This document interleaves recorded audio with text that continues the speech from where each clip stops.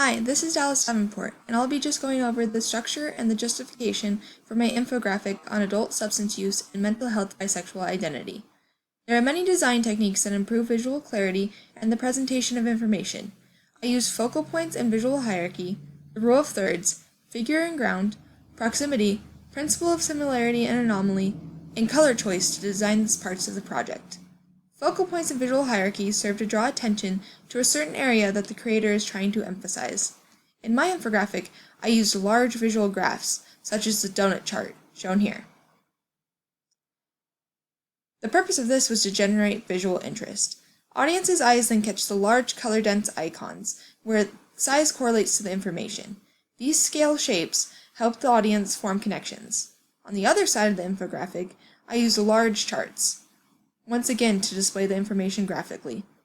The larger text shown here makes it easier to determine the contents of the graphs. This portion of the infographic uses a couple pictographs as a different way to emphasize data. Again, the charts are large on the page to focus the reader's attention. Further down, a large icon of the brain illustrates a change in topic direction from substance use to mental health. Using information from the rule of thirds has been shown to identify where audiences primarily look.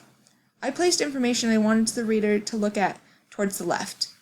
The large icons and figures help to retain focus before the reader moves on. Figure and ground separate the background from the foreground. The icons that I use specifically on this portion of the infographic help to separate the background from the rest and create dimensions in the infographic. Proximity links like things for ease of viewing and understanding. Proximity allowed topics to be grouped together, for example the topics of sexual identity, to show the audience which icons located closely to the people that they were trying to identify.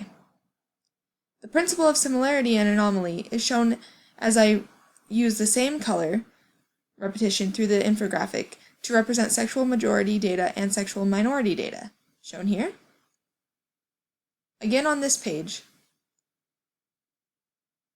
and then lastly on this portion of the graph.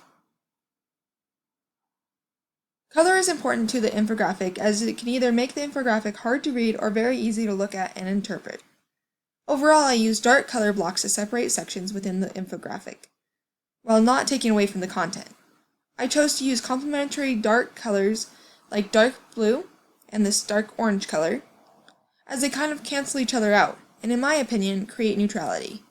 In the first graph, I used analogous colors to present different colors without ruining the scheme, shown here. Thank you for listening to my design choices, and I hope you like the infographic.